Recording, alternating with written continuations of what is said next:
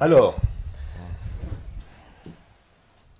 il y a beaucoup de choses à dire sur Poutine, et je sais qu'il y a en plus beaucoup de personnes qui croient en Poutine. Alors, Ouais, alors vous êtes quand même un de ceux qui avait débunké Poutine, hein. Déjà, en nous expliquant qu'il était citoyen d'honneur de la City, qu'il était... je fais que reprendre Ouais. des Ouais. choses tout à fait officielles. Mm.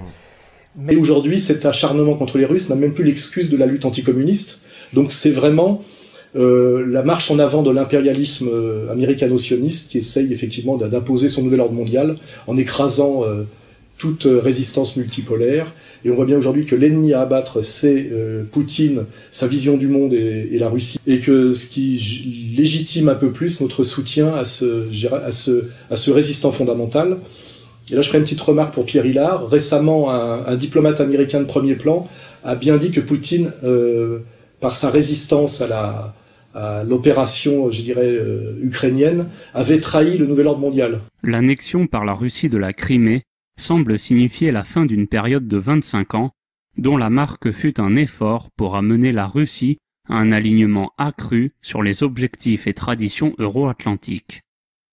L'adhésion de la Russie au nouvel ordre mondial, bien que problématique, a été l'une des grandes réalisations de l'après-guerre froide. Les Américains doivent comprendre que le défi auquel ils sont confrontés est celui d'une Russie qui n'est plus intéressée par ce que l'Occident lui a offert ces 25 dernières années. La fin du nouvel ordre mondial, Christopher Hill, 21 avril 2014. Hein. Donc nous nous en réjouissons. Et effectivement, ça justifie qu'on ait placé un peu nos espoirs dans Poutine. Effectivement, il trahit le nouvel ordre mondial, et tant mieux. Voilà. que toute la politique de Poutine correspond au mondialisme. Parce que Poutine veut... Alors, il faut lire le discours de Valdai, qui est très intéressant. Poutine veut l'instauration d'union régionale. Et ma foi, je vais reprendre ce que j'ai écrit dans une note de bas de page. Il faut que je retrouve le passage.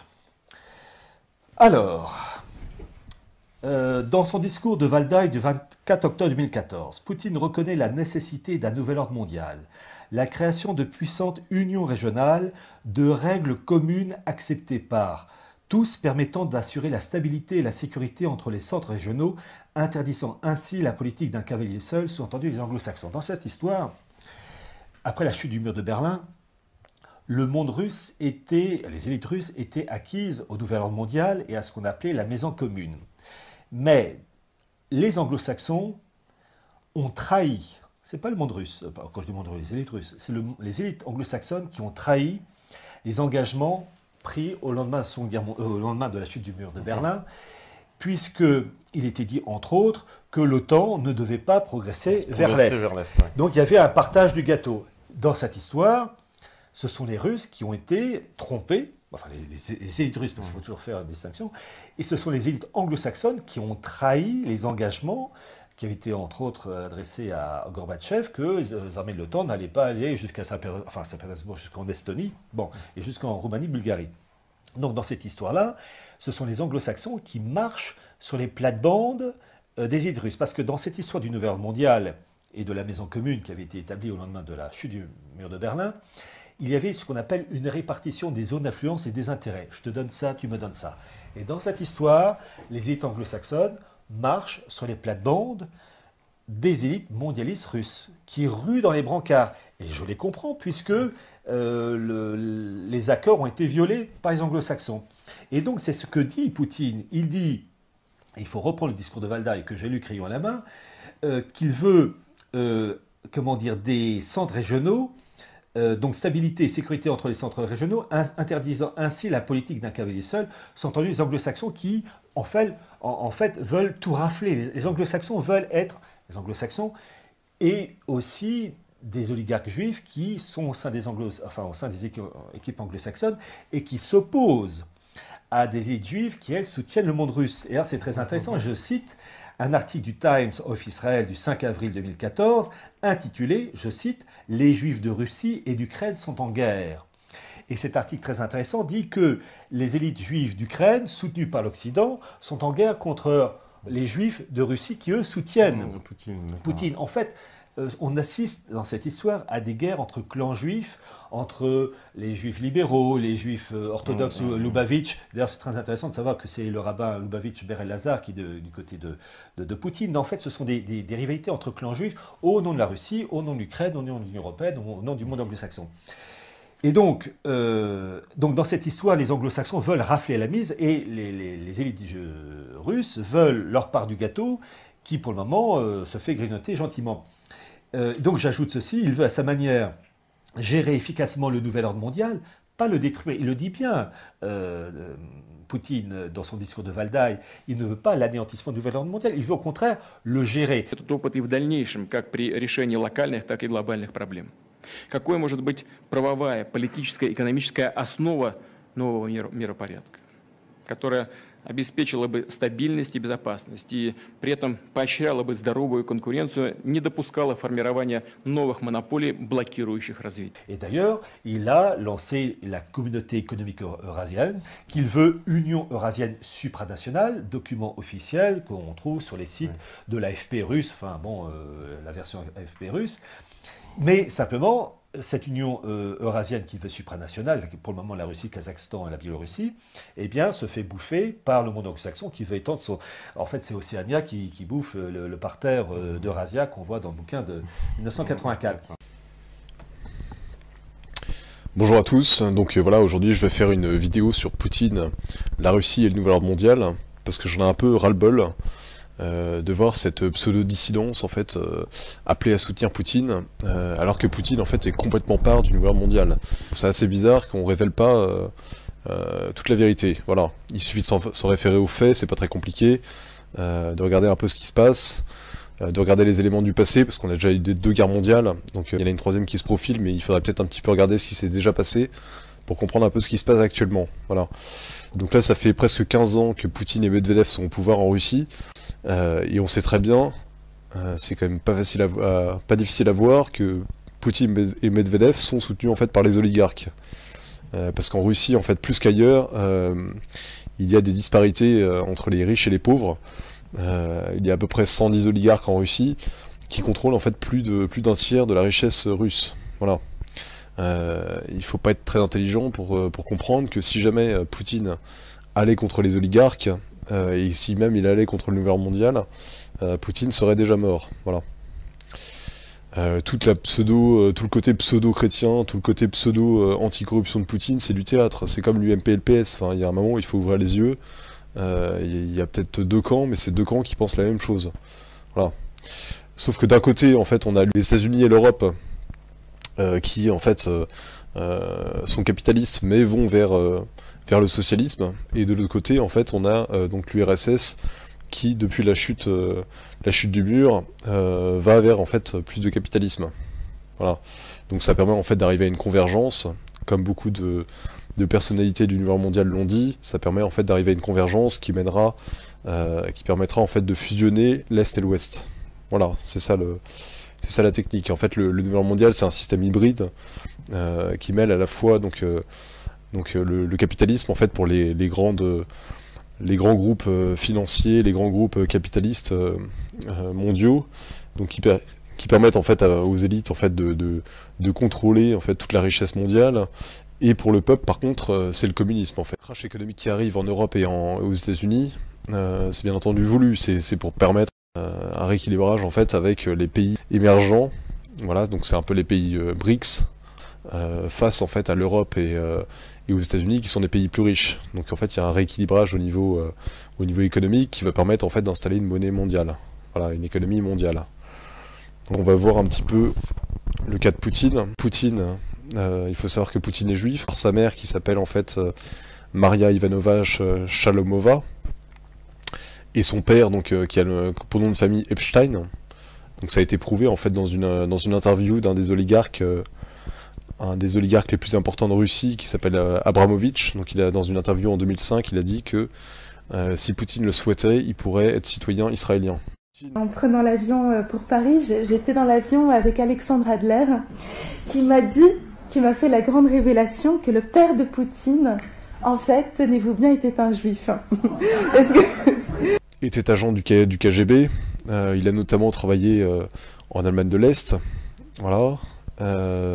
Il est devenu en fait lieutenant-colonel du KGB, où il est resté jusqu'en 91. Puis il a obtenu en fait des responsabilités au Kremlin, avant d'être nommé en fait à la tête du FSB en juillet 98. Un an plus tard, donc en août 1999, il reçoit donc coup à coup beaucoup de promotions.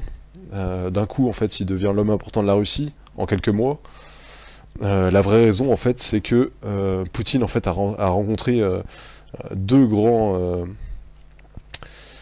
oligarques russes. Donc c'est Abramovich et Berezovsky. Donc Berezovsky, en fait, Poutine a été voir plusieurs fois Berezovsky en Espagne de manière illégale. Donc il était à l'époque chef du FSB, il est allé retrouver Berezovsky en bateau là-bas. Donc ça a été noté en fait par les renseignements espagnols. Il l'a retrouvé là-bas en fait pour préparer en fait son ascension au pouvoir.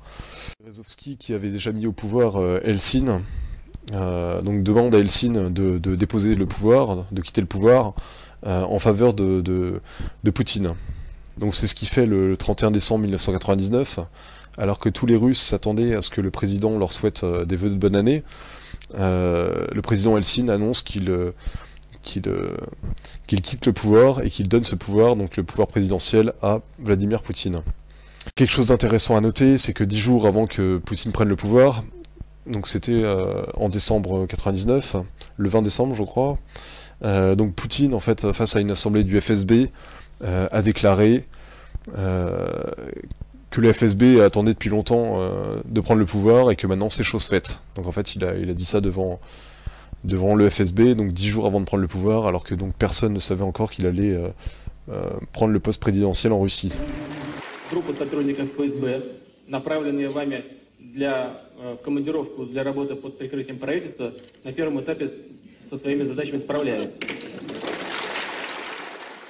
Les oligarques ont aidé en fait le FSB à prendre le pouvoir. Voilà. Poutine a donc été président 2 fois, de 2000 à 2008, parce qu'en fait il y a une règle en Russie qui oblige à partir en fait après 2 fois. Donc il est devenu Premier ministre ensuite, il était Premier ministre de Medvedev, puis il a été réélu donc en 2012 jusqu'en 2018. Voilà. Alors, que faisait Poutine au KGB ? Donc en fait il était dans le 5e département. Donc le 5e département du KGB, c'est le département responsable de la suppression des dissidents à l'intérieur de la Russie. Donc voilà, faut bien comprendre que Poutine a du sang sur les mains, enfin c'est pas anodin. D'ailleurs ça a été vérifié avec le meurtre de Litvinenko, donc c'est un ancien agent du FSB. J'ai une citation intéressante de Konstantin Preobrazhensky, donc c'est aussi un ancien agent du FSB, donc il a dit ça le 27 novembre 2006 à CNN. Il a dit « Je n'ai pas d'hésitation en disant qu'il a été tué par Vladimir Poutine, qui le considérait comme son ennemi personnel. Poutine est très vulnérable à la critique. Il a un complexe d'infériorité. Et Litvinenko savait beaucoup sur Poutine, sur ses revers, sur ses connexions avec certaines forces politiques qui ne sont toujours pas dévoilées actuellement, parce que Litvinenko connaissait Poutine personnellement. Et Poutine fut la personne qui renvoya Litvinenko du FSB. » Voilà. Donc ça montre bien que Poutine avait peur que Litvinenko parle sur les forces qui lui ont permis de prendre le pouvoir.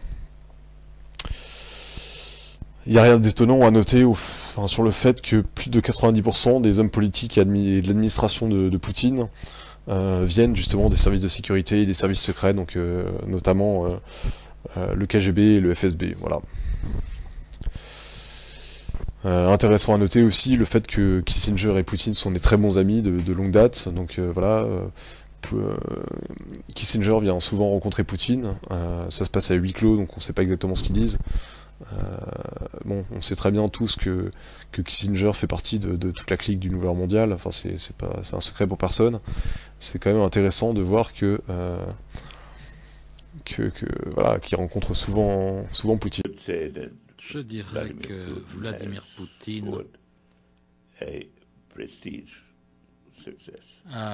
a eu une victoire de prestige, mais c'est pas véritablement une lutte contre lui et Obama. Mais lui, il le voit ainsi. Moi, j'ai toujours eu une vision un peu différente par rapport à la sagesse des nations. Je crois que ce que Poutine tente de réaliser, c'est une position d'égalité et de respect mutuel avec les États-Unis. Voilà. Poutine a fait passer aussi une loi contre le négationnisme, donc contre les personnes qui critiquaient la Shoah. Il a fait passer une loi aussi, donc la même loi qui oblige en fait les gens à se plier aux décisions de Nuremberg. Et il a ajouté dans cette loi que donc il y aurait en fait des amendes et des peines pour les gens qui transmettraient des mensonges concernant l'histoire de l'URSS, donc voilà, pendant que la Russie était l'URSS. Donc voilà, ça montre bien que Poutine souhaite que les gens respectent l'URSS et le communisme. Voilà, c'est assez étonnant. Et donc ça permet en fait de museler la dissidence. Ce genre de crimes ne doivent ni ne peuvent être prescrits. Ils ne peuvent être ni excusés ni oubliés. Toute tentative de taire ces événements, de modifier ou de réécrire l'histoire est inadmissible et immorale.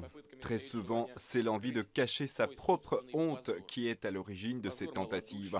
Par lâcheté, hypocrisie ou trahison. Toute complicité, directe ou indirecte, avec les crimes nazis est injustifiable. Or, les faits historiques sont irréfutables. Ils témoignent que les bandéristes et autres collaborateurs, que les complices d'Hitler ont eux-mêmes participé à l'extermination du peuple juif, à l'élimination des juifs de Lviv, d'Odessa, de Kiev et d'autres villes ukrainiennes. Maintenant, on va un peu étudier Dimitri Medvedev. Donc Dimitri Medvedev, c'est quand même la personne avec Poutine qui forme le tandem au pouvoir depuis 15 ans. Donc en fait, Dimitri Medvedev a aussi une mère juive. Voilà, sa mère a été vue plusieurs fois donc à la synagogue de Moscou, donc il n'y a aucune question à avoir là-dessus. Ce qui est marrant, c'est que, étant donné que c'est pas très bien vu d'être juif au pouvoir actuellement, en Russie, vu ce qui s'est passé avec le communisme, où comme l'a dit Poutine, 80% des chefs communistes étaient en fait des juifs. О национализации этой библиотеки было принято советским правительством, первым советским правительством, и членами его являлись примерно на 80-85% евреи. Но они же, руководствуясь ложными идеологическими соображениями, шли тогда на аресты и репрессии. И иудеев, и православных, и представителей других конфессий, мусульман, они всех гребли под одну гребенку. И вот эти идеологические шоры и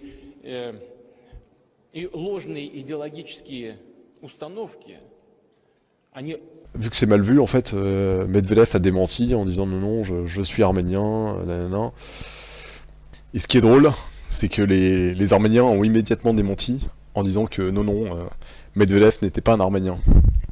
Donc sur Medvedev, il y a aussi un autre élément intéressant à rapporter. C'est à la fin du G8, donc un G8 qui s'est passé en Italie. Donc à la fin du G8, le 10 juillet 2009, Medvedev a présenté en fait un exemplaire de la monnaie mondiale en disant que voilà, le G8 travaillait à l'installation d'une monnaie mondiale et donc qu'ils étaient fiers de travailler là-dessus, que la devise était unité dans la diversité. Donc voilà.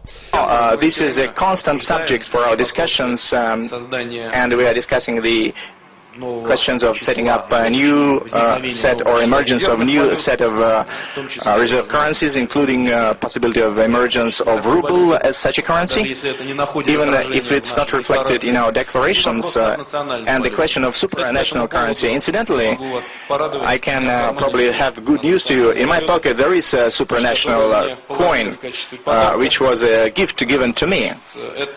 And this is one unit of testing, probing unity and diversity it's referred to, and it's referred to as international currency, United Future World Currency.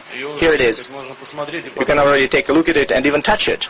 What it tells us is, indeed, this is a probe, a gift, but people are thinking on it, and most probably, one day we'll see something like that happening. You can use it, hold in your hand, and use it as a means of settlement.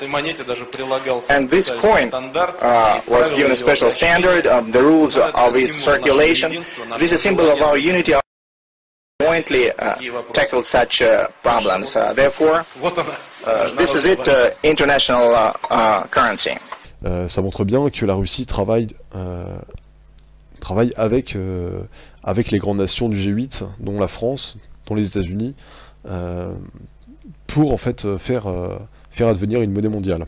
D'ailleurs, ça a été confirmé plus tard par Medvedev, puisqu'il a dit au Forum économique international de Saint-Pétersbourg le 18 juin 2010, donc je cite, « Nous vivons vraiment un moment unique et nous devons l'utiliser pour construire une Russie moderne, prospère et forte, une Russie qui sera cofondatrice d'un nouvel ordre économique mondial. » Donc voilà, il dit cofondatrice, ça veut dire qu'il travaille main dans la main, c'est clair. Voilà.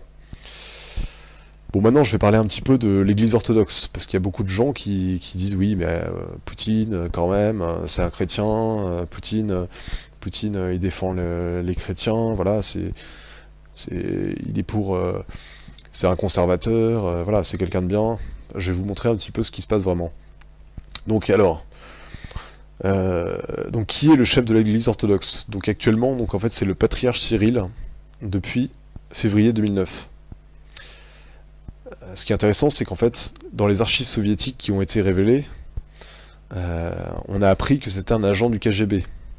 Tout comme son prédécesseur, Alexei. Voilà, Alexei, il avait comme nom de code Drozdov. Et le nom de code du patriarche Cyril, donc le patriarche actuel, c'est Mikhailov. Voilà. Donc les deux sont des agents du KGB. Voilà. Ce qui est marrant, c'est que les deux autres candidats qui ont été présentés lors de l'élection face au patriarche Cyril, donc ils étaient 3 candidats, étaient donc les 3 étaient en fait les 3 candidats étaient donc des anciens, des agents du KGB.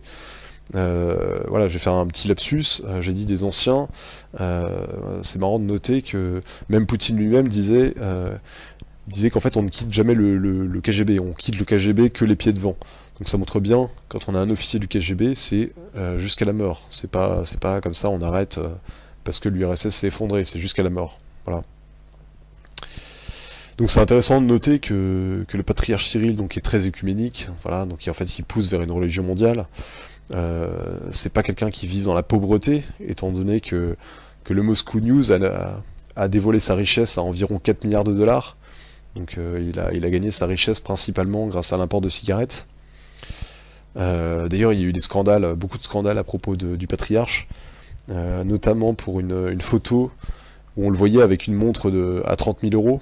Donc bon, il a essayé de photoshopper la photo, mais bon, c'était trop tard. On sait aussi qu'il a une villa en Suisse. Enfin, c'est quelqu'un qui vit vraiment très bien. Voilà. Il faut noter aussi que c'est un des créateurs de la théologie de la libération, donc qui a été dénoncé d'ailleurs par le cardinal Ratzinger, donc qui est devenu ensuite Benoît XVI. Donc la théologie de la libération qui s'est implantée en Amérique du Sud, donc c'était un moyen de subversion soviétique. C'est-à-dire qu'en fait c'était un mélange en fait de communisme, de lutte des classes et de pseudo-religion. Donc en fait c'était un moyen de retourner en fait le peuple vers le communisme. Voilà.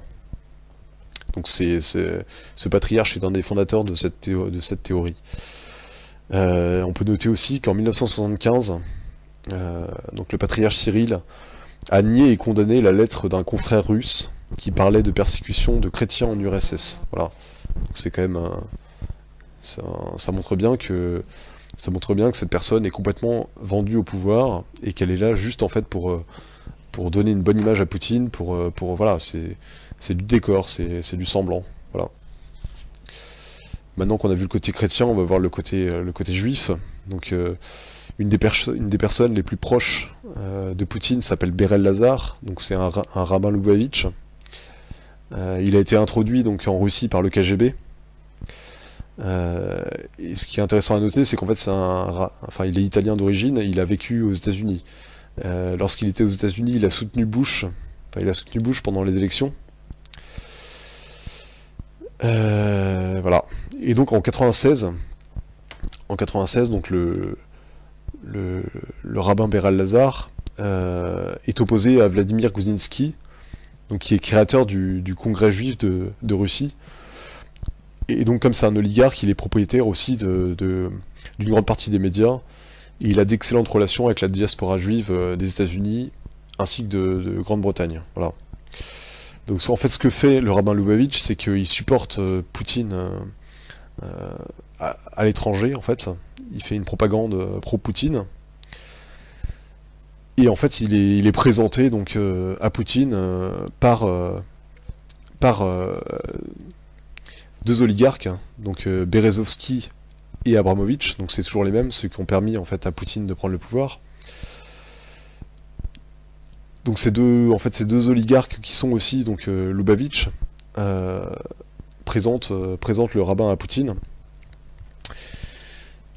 Et donc Poutine ouvre les portes du Kremlin donc à Beral Lazar et au Lubavitch lors de leur fête annuelle en 2000. Donc ça ne s'est jamais vu auparavant. Il faut noter que les Lubavitch en fait sont en fait des juifs orthodoxes. Donc c'est parmi en fait les plus virulents, en fait, les plus pro-messianistes. En fait, c'est les messianistes pressés qui veulent agir en fait pour la venue de leur messie. Voilà, le messie juif qui n'est autre que l'antéchrist en fait pour les chrétiens. Le même jour en fait où Poutine accueille les juifs Lubavitch au Kremlin, donc le rival en fait de Beral Lazar, Goudinsky, est arrêté. Voilà. Donc ça montre à quel point on favorise les amis et voilà, ça explique pourquoi en fait dans certains cas Poutine combat les oligarques. Et en fait il combat les oligarques qui sont contre ses amis, qui sont contre ses intérêts. C'est pas les oligarques en général, c'est ceux qui vont contre ses intérêts. Voilà. Donc ensuite Poutine fait un don de 10 millions de dollars à la fédération de Lazar. Donc en septembre 2000. Donc c'est un don. C'est pas avec l'argent personnel de Poutine, hein. Même s'il est très riche, c'est pas avec son argent, c'est avec l'argent du peuple. Et donc ce don entraîne d'autres dons des oligarques, dont Abramovich. En fait, c'est tous les oligarques juifs qui sont de tendance Lubavitch qui donnent en fait pour favoriser leur mouvement en Russie. Voilà. Donc en fait, Beral Lazar obtient très rapidement la nationalité russe. Et donc depuis, en fait, Beral Lazar est le chef de la fédération des organisations juives de Russie. Donc c'est alors que les Lubavitch sont une minorité en Russie, donc c'est les Lubavitch qui dominent qui dominent toute la tendance, enfin tous les juifs de Russie. Voilà. Ce qui est intéressant à noter, c'est que le chef du conseil d'administration de la fédération est Abramovich. En fait, Abramovich, donc celui qui a permis à Poutine d'accéder au pouvoir, celui qui a présenté Beral Lazar à Poutine, et donc c'est le chef du conseil d'administration. Donc c'est un oligarque très puissant qui est notamment propriétaire du club de foot de Chelsea. Donc voilà, Abramovich, c'est marrant parce que il a beau avoir beaucoup d'entreprises en Russie, être propriétaire de beaucoup de choses. Donc il est propriétaire du club de foot de Chelsea, il habite à Londres, et c'est intéressant de noter tout simplement qu'il est membre du comité des 300. Voilà, donc les 300 personnes qui dirigent réellement le monde. Voilà, comme Sarkozy d'ailleurs. Donc en fait, on va maintenant étudier la personnalité de Anatoly Chubais. Donc c'est intéressant parce que c'est un des oligarques. Un des oligarques qui a été cité par Marie Laforêt, en fait, comme faisant partie d'une organisation criminelle disposant de 250 fois le budget de la France. Donc c'était... voilà, elle a dit ça en 2002. Mais quoi qu'il en soit, aujourd'hui, j'ai enfin la possibilité, après 8 ans, de dire ce à quoi nous avons tous à faire face, tous ici, nous les Français, nous avons à faire face à une organisation extraordinairement dangereuse, et le gouvernement ne peut rien y faire. Une organisation, appelons ça une organisation, qu'il y a une organisation criminelle qui, en ce moment, a à peu près à sa disposition 250 fois le budget de la France. Ouais. Vous citez le nom de Gobi et le nom de Mimran. Comment on veut des Français, nous? Et alors, c'est pas des Français, bien sûr que ce sont des Français. Je voudrais en rajouter deux. Ouais. Choubaïs. Ouais. Choubaïs. C'est français, ça aussi? Non, ça c'est russe. D'accord. Et Morishita, c'est japonais. Ouais. D'accord. Donc cette personne, Anatoly Choubaïs, est d'origine juive déjà. Il a une fortune d'environ $1 million, $1 milliard. Donc c'est quand même quelqu'un qui est pas pauvre. Donc c'est une figure incontournable en fait de la politique intérieure russe depuis la chute de l'URSS. C'est-à-dire que c'est quelqu'un qui a été très important sous Gorbatchev, sous Eltsine, sous Poutine, sous Medvedev. C'est quelqu'un qui a permis en fait, la fausse transition économique en fait, qui a permis en fait aux oligarques de profiter de prendre tous les pouvoirs, enfin toutes les places importantes en Russie. Donc en fait, de 2001 à 2008, il est président du monopole national de distribution d'électricité. Donc voilà, c'est un monopole national. Ça veut dire que c'est russe, c'est quelque part où on met pas n'importe qui. Enfin, c'est forcément le pouvoir a forcément son mot à dire là-dessus. Ensuite, depuis septembre 2008, donc il dirige le conglomérat d'État Rusano, donc chargé du développement de nanotechnologie en Russie. Donc cette décision de le placer là a été prise par Medvedev. Ça montre bien que le pouvoir en fait soutient cette personne. Enfin, c'est pas une personne opposée au pouvoir, c'est évident. C'est une personne de confiance. Voilà. Maintenant, je vais montrer un peu son côté un peu plus obscur encore. En plus du fait qu'il a été cité par Marie Laforêt. Donc alors, il est membre du conseil consultatif de JP Morgan depuis 2008. Voilà. Et membre du conseil d'administration mondial du Council on Foreign Relations, donc du CFR, depuis octobre 2012. Et il a été présent à la réunion Bilderberg en 2012. Donc voilà, ça fait quand même beaucoup. Enfin, c'est quand même marrant que d'un côté, cette personne est censée travailler pour les intérêts russes, mais d'un autre côté, participe à toutes les réunions pro-atlantistes et à toute la... Enfin, si soi-disant ces deux côtés sont l'un contre l'autre, comment ça se fait que cette personne soit des deux côtés? Enfin, il y a quelque chose qui cloche, voilà. Mais c'est pas le seul dans son cas. Hein. J'ai trouvé une dizaine d'oligarques russes qui ont participé au Bilderberg. Et j'ai trouvé 6 personnalités russes, 6 oligarques, qui sont membres du comité des 300. Là, on parle d'oligarques qui gagnent qui ont une fortune entre 10 milliards et 20 milliards. Enfin, c'est vraiment des gens très très très riches. Hein. Enfin, c'est pas n'importe qui. Maintenant, je vais parler un petit peu de l'Eurasie. Donc voilà, enfin l'Eurasie, c'est censé, pour certains dissidents, être le panard. Enfin, je vais vous expliquer pourquoi c'est pas du tout dans notre intérêt. En fait, l'Eurasie, c'est un des noms qu'a choisi Orwell dans son livre 1984 pour désigner donc les 3 continents. Donc les 2 autres, c'est l'Océania et l'Estasia. Dans son livre, en fait, l'Eurasie est dirigé par le néo-bolchevisme, donc c'est exactement en fait ce qui se passe maintenant. Voilà. Donc en fait c'est juste un des blocs continentaux. Enfin c'est la technique des élites en fait au lieu de directement en fait passer des pays à une union de tous les pays en gouvernement mondial, hein, en fait ils y vont par étapes, c'est-à-dire qu'ils font plusieurs grands blocs continentaux pour fusionner ensuite ces blocs.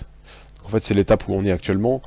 C'est pour ça qu'on parle beaucoup du marché transatlantique, du marché transpacifique, de l'ALENA, du Mercosur, de l'Union Européenne, des BRICS. Voilà, l'Eurasie c'est juste un des blocs supplémentaires, ça permet de brouiller les cartes des nations, ça permet de faire croire que les nations s'est dépassées. Voilà, c'est juste ça. Donc cette théorie géopolitique, en fait, c'est surtout Dugin qui est connu pour en parler. En fait, c'est beaucoup plus ancien. En fait, Dugin, pour moi, c'est un Brzezinski russe. C'est-à-dire que c'est un théoricien de la lutte contre de l'atlantisme, alors que de l'autre côté, on a un Brzezinski qui est théoricien de l'expansion atlantiste. Moi, personnellement, ça me rappelle beaucoup la Deuxième Guerre mondiale, où on avait on avait deux camps qui étaient inspirés d'un côté par Marx, donc pour le côté russe, et d'un côté par Nietzsche pour le côté allemand. Enfin, voilà. C'est-à-dire qu'on avait à chaque fois c'est des feux théoriciens qui viennent en fait donner une idéologie pour permettre en fait aux gouvernants d'être suivis par la foule. Voilà, c'est un peu pour vulgariser l'idéologie et être suivi, enfin permettre une propagande plus importante et plus ciblée sur le peuple. Voilà. Moi j'ai noté aussi personnellement que le symbole du mouvement eurasiatique de Dugin était donc une étoile à 8 branches, donc c'est un symbole occulte connu qui est appelé l'étoile du chaos. Donc c'est quand même marrant de choisir un symbole occulte comme ça. On sait également que le parti eurasiatique est financé par le Kremlin et que Poutine est très proche de Dugin. Voilà.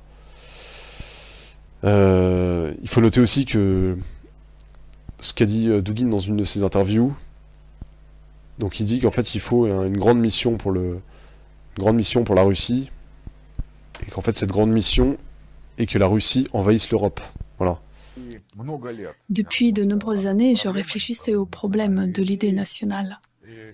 Et récemment, en analysant des événements qui se déroulent dans le monde, en visitant de nombreux pays européens, j'ai eu une idée comment résoudre ce problème de l'idée nationale. Je vais l'exprimer ici en tant que proposition ou comme une hypothèse, et ce sera à la société et en premier lieu à l'État d'en juger, de l'admettre ou de la rejeter. L'idée est la suivante. Nous devons envahir l'Europe, la conquérir et l'annexer. Par ailleurs, nous avons déjà une expérience d'une telle expansion en Europe. Lors de la période soviétique, lorsque nos partis communistes, comme le Troisième International, le Comintern ou Communiform, faisaient de très bons résultats d'infiltration au sein de parlementaires de pays européens. Oui, c'était un instrument de notre politique étrangère. Aujourd'hui, les temps ont changé et nous ne sommes plus un pays communiste. Cependant, rien n'empêche qu'on se trouve de nouveaux alliés. Actuellement, si nous proposons comme une idée nationale l'annexion de l'Union européenne par l'Union eurasienne, l'expansion vers l'Europe, alors nous pourrons vraiment nous réunir autour d'un but véritablement grand. Vous vous rendez compte? Annexer l'Europe, ça c'est russe. Je l'expliquerai plus longuement dans une autre vidéo, mais en fait ce plan-là, c'est le plan du KGB, c'est un plan à long terme.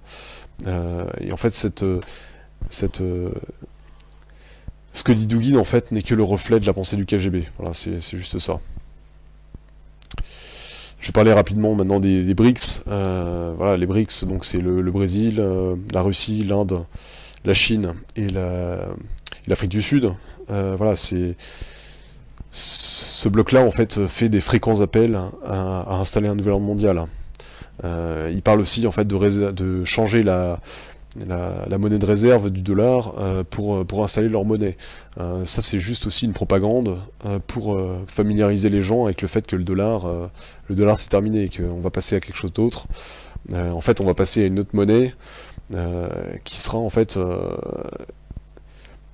soi-disant amenée par le bon côté, c'est-à-dire le côté russe et chinois. Donc en fait il faut bien comprendre dans cette perspective, c'est l'Est en fait, l'Est où le soleil se lève, c'est le renouveau. La Banque centrale russe fait partie des 60 banques centrales sous le contrôle de la Banque de règlements internationaux. Donc en fait cette banque, c'est la banque centrale des banques centrales. La Russie en fait partie depuis 1996. Donc c'est-à-dire que tous ces flux monétaires sont complètement dirigés par cette banque. C'est-à-dire que la Russie ne peut pas faire ce qu'elle veut.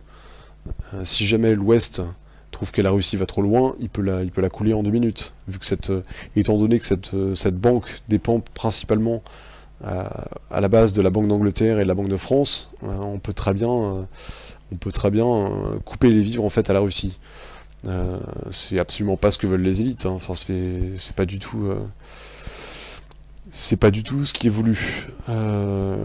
Cette banque des règlements internationaux, comme l'avait dit Quigley dans son livre, c'est vraiment l'apex, enfin, c'est le sommet du système.